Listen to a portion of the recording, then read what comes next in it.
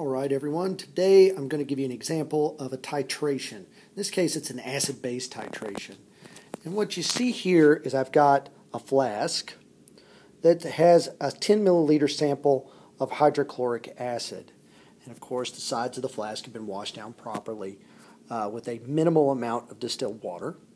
And to this acid I've added an indicator, phenolphthalein, which will turn pink whenever the pH of the solution reaches just over 7. And since this is an acid, I'm going to be neutralizing it with a base. The base that I have is sodium hydroxide. And right next to the flask, you see this piece of glassware, and it's a rather large one, so I'll back up here. This glassware is called a burette. And a burette, it's like a graduated cylinder with a little valve at the bottom called a stopcock. That stopcock allows you to add a controlled amount of the sodium hydroxide to the hydrochloric acid sample. Alright, so inside this burette I have an amount of sodium hydroxide, and I'll hold it up. Hopefully you can see the meniscus of the liquid, which is about 0.8 milliliters is what it reads initially. So what I've done is I've recorded my initial volume, 0.8 milliliters. That's my initial volume. All right, my initial sample size was 10 milliliters, more or less exactly, so that's two significant figures. That means 0.01 liters. So this is a titration. What I'm going to do is add a controlled amount of my sodium hydroxide to my hydrochloric acid. We'll set up the iPad here for video's sake so you can see this process. Okay, I'll back up a little. Now how this is going to work is I'm going to hold, see if I can adjust this a little bit better. I'm going to hold this flask, and here you can see this is my right hand, since I'm right-handed. I will hold the flask with my right hand, and I'm going to control the valve on the stopcock with my left hand. And you reach around across the back of the burette, and you can control the valve there properly. All right, so I'll raise this burette back up into position, and I'll start this titration.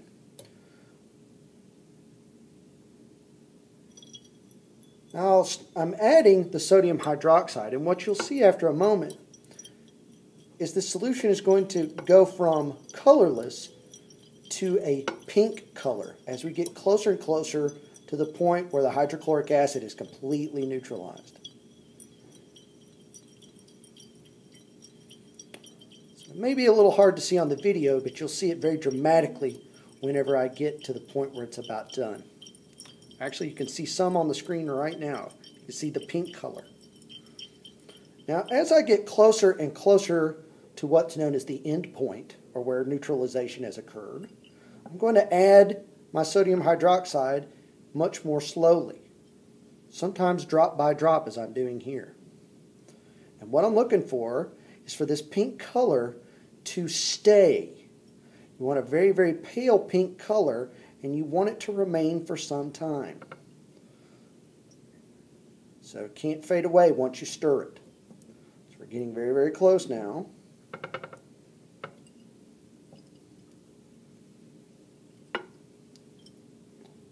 Oh, very close. Just a few drops away.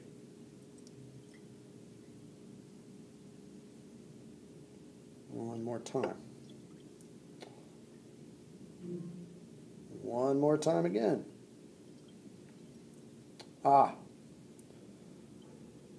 So close now. And as you can see, this requires a bit of patience and control. In here, we've reached just past the end point of the titration, where the color remains, and it's a very, very pale pink. So pale, I'll add one more drop just to be certain. So pale pink that it's barely pink at all. That's what you're really looking for. Alright. So, yes, now we have the last bit. So I've gone a little past the end point here just so it shows up on the video. But this is a pretty good titration at this stage. Now, what I'm going to do now is read the volume on my burette, my final volume. Pick up the camera here, and you can see our liquid level has moved down. It's moved down to 22.8 milliliters. 22.8 milliliters. If I can look at that a little bit more closely, and I apologize for the shaky camera. So 22.8. Go over here to our paper. 22.8 milliliters. All right. Now, this process of calculations, how we're going to calculate the concentration, how we're going to determine the concentration. Well, first of all, we'll start by determining how much sodium hydroxide we actually added. All right, so what I'm going to do is I'm going to subtract my initial from my final. So we're going to subtract that initial volume from our final volume. So it's going to be 22.8 milliliters minus 0.8 milliliters. That gives me 22.0 milliliters.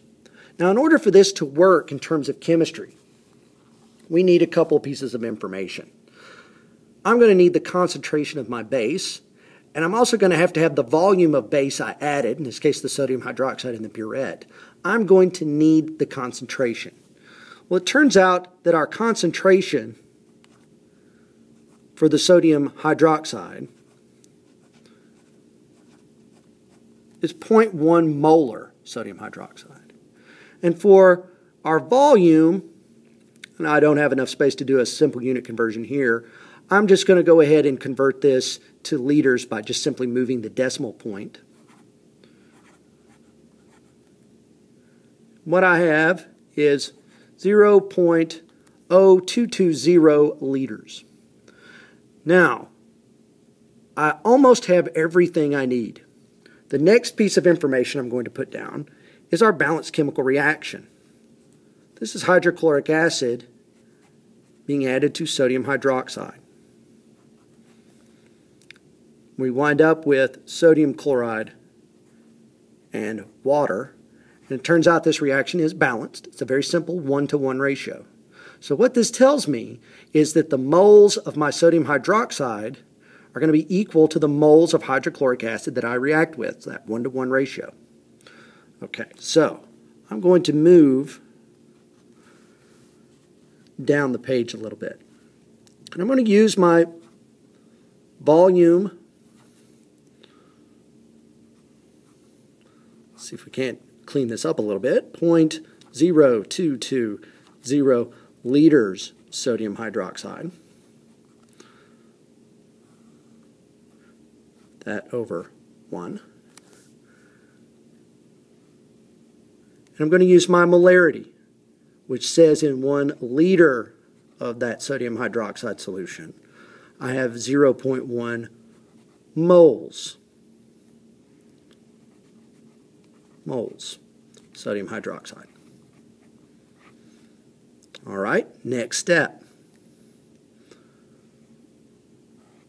We're going to use our reaction stoichiometry. For every 1 mole sodium hydroxide, we make 1 mole, or we neutralize 1 mole of hydrochloric acid, not make, but neutralize 1 mole of hydrochloric acid. Everything we need, or everything we don't need cancels, and what we're left with is 2.20 times 10 to the negative third moles. Scoot that over a little bit so you can see it. So that's supposed to be 2.20 times 10 to the negative third moles. Now, in order to get my concentration, I'm going to take my sample size. I'm going to divide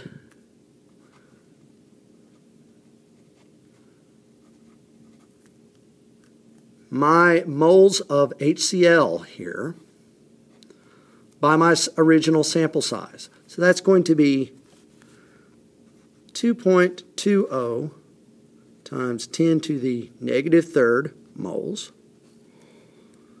divided by 0.010 liters of my original sample size. So that's going to be my original concentration of hydrochloric acid. All right, so this should be pretty simple in the fact that we're going to move that decimal place over